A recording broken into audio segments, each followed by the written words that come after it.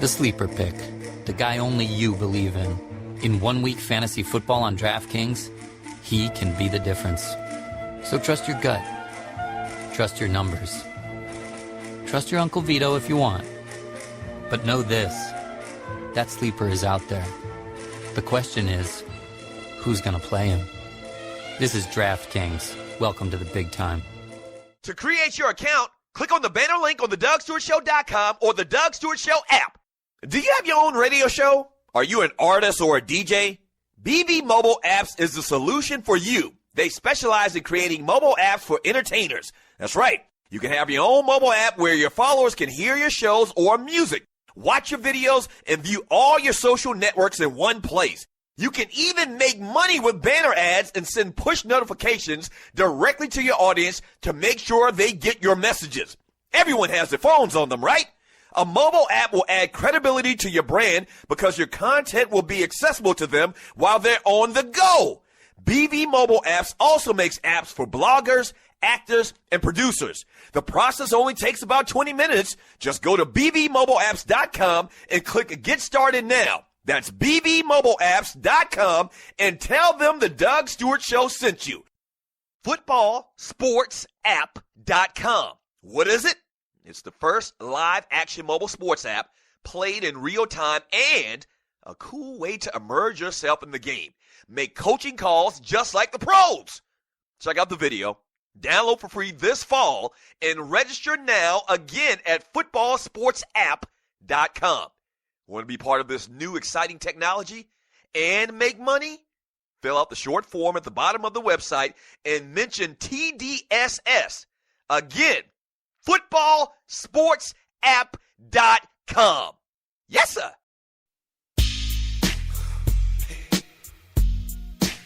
Shall not fear no man but God.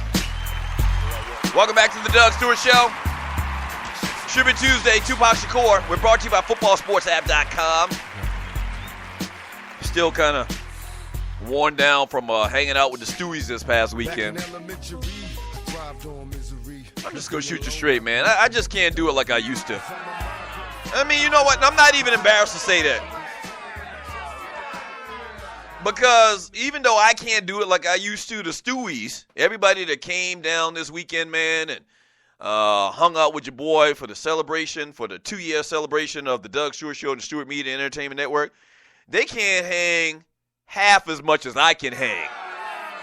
Now listen to this. You tell me, did I even talk about this yesterday? I don't think I even talked about this yesterday, man. I told the Stewies before we left Twin Peaks, I told them, listen, man, my boy owns Goosebumps, okay? He owns Goosebumps. Real nice spot downtown ATL. It's a gentleman's club. I says, we have our own VIP section. Meet me down there. All right, we leaving out the door. Meet me down there. Meet me down there. Don't meet me there. Beat me there. So I get down there and you'll listen to the Doug Stewart Show. The Great Goosebumps. That's a great name as well. I get down there and I get a drink and I'm looking at the door, you know, and no Stewie's coming through. I keep looking at the door, scratching my head. My boy's like, man, where your people at? And they'll be here in a minute, man. They'll be here. You watch. The Stewie's going to be here. And I keep looking and nobody comes through and nobody comes through. And finally, an hour later, I was like, damn, the Stewie's not going to come through.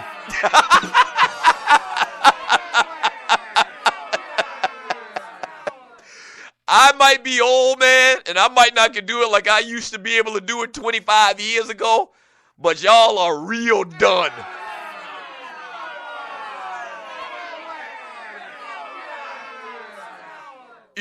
You know how valuable real estate it is to have a VIP section in a strip club, and I did say strip with a C, at a strip club in ATL.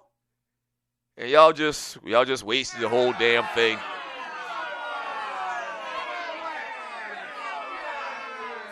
So I left about an hour and a half into the thing. I left, man. Let me take this caller. Caller, thanks for calling the Doug Stewart Show. What's your name? Where you calling from? What you want to talk about? Doug Stewart. What's happening? What's up? Who's this? T from Huntsville, sir. T from Huntsville. What up, baby?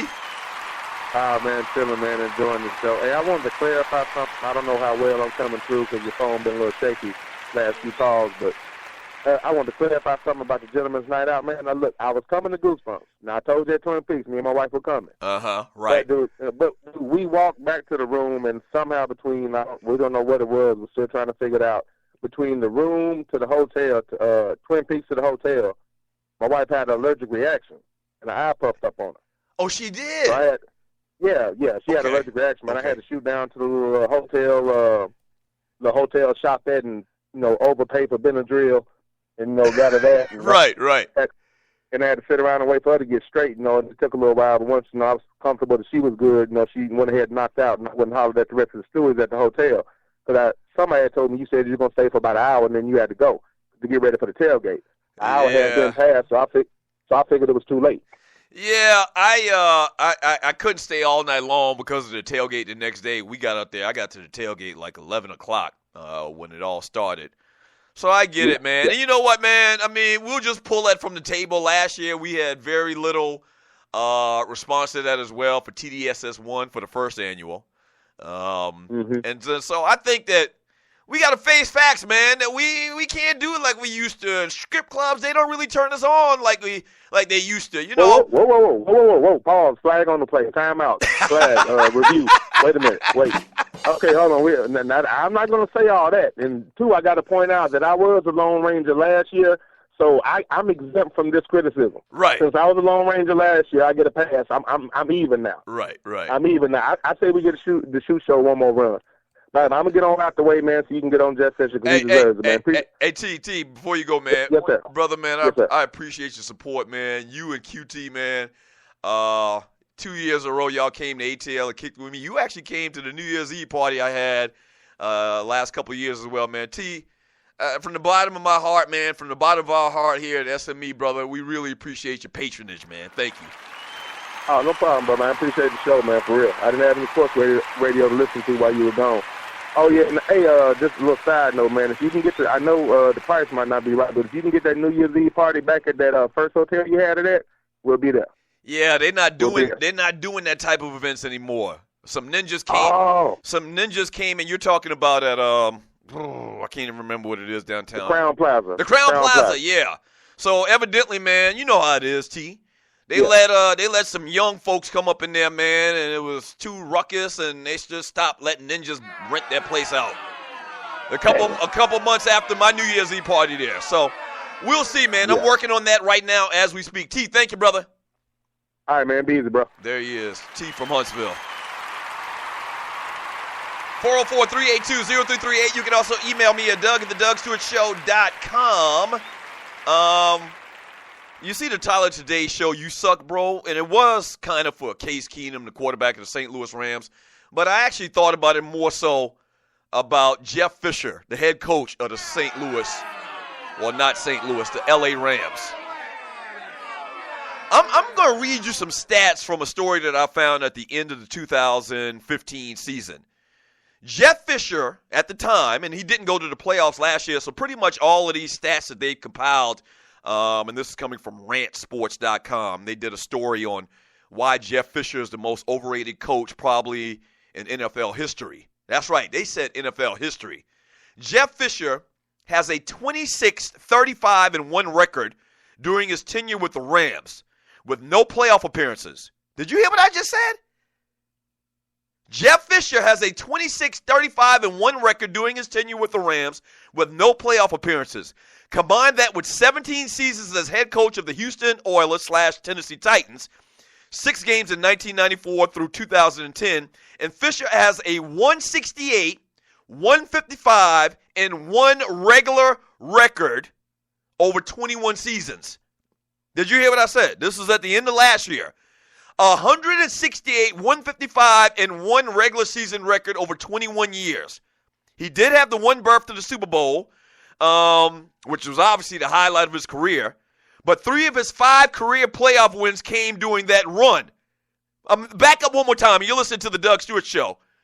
The year that the Rams won the Super Bowl, Jeff Fisher got 3 of his 5 playoff wins. Okay, let's step back one more time. I want you to understand what I just said, and this is probably the most significant fact out of all of these facts that they have listed here.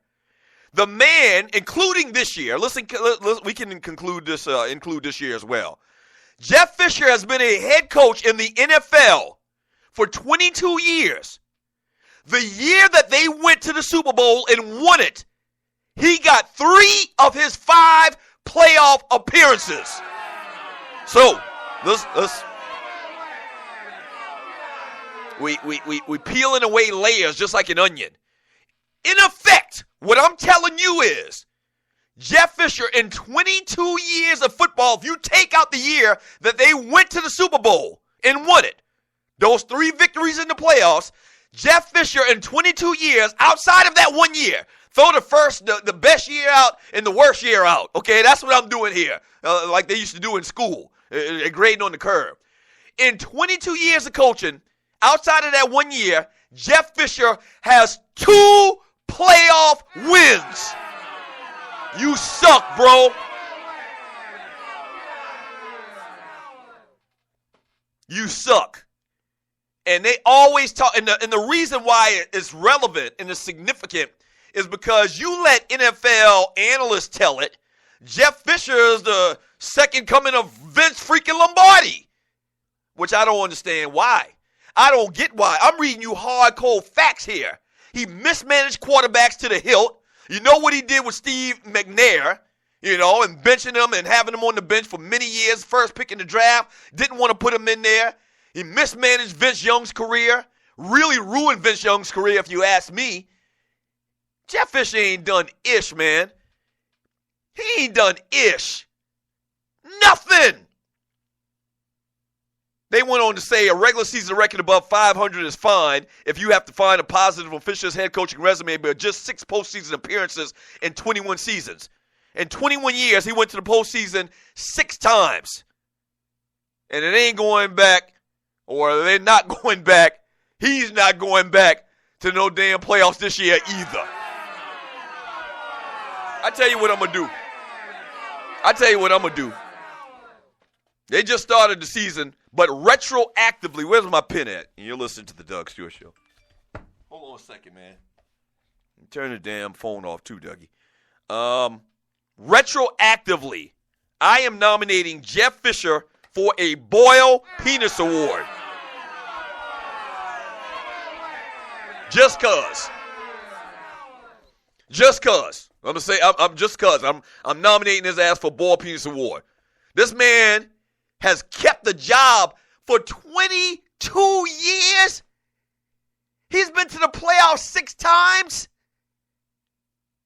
This man has won 6 playoff games in 22 years.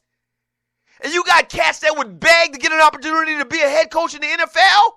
How does he keep a job? Now, listen, I understand when you win a Super Bowl, it kind of gives you a little leeway. It kind of, it preserves your job for a couple of years. I get that. And deservedly so. And they went to 2 Super Bowls. They won one, they lost one. Okay, I can give them that.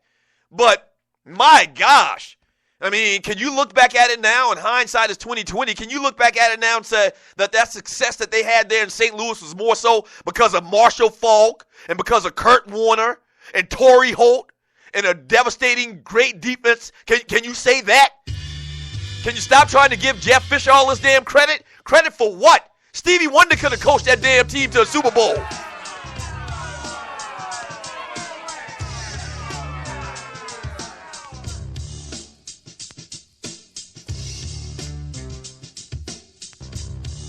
And you're right. That ninja, you're right. I'm even slipping. I'm giving this man too much credit. He wasn't the coach of the Rams when they won the Super Bowl. He was the coach of the Titans. I'm flip-flopping.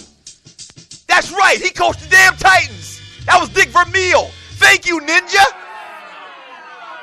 I'm getting the whole damn story confused. The man don't have a Super Bowl win. I'm giving him Dick Vermeil's credit. Rams, Titans, you know what I'm talking about. I gave his ass too much credit. He don't have a Super Bowl victory. How the hell you keep a job for 22 years?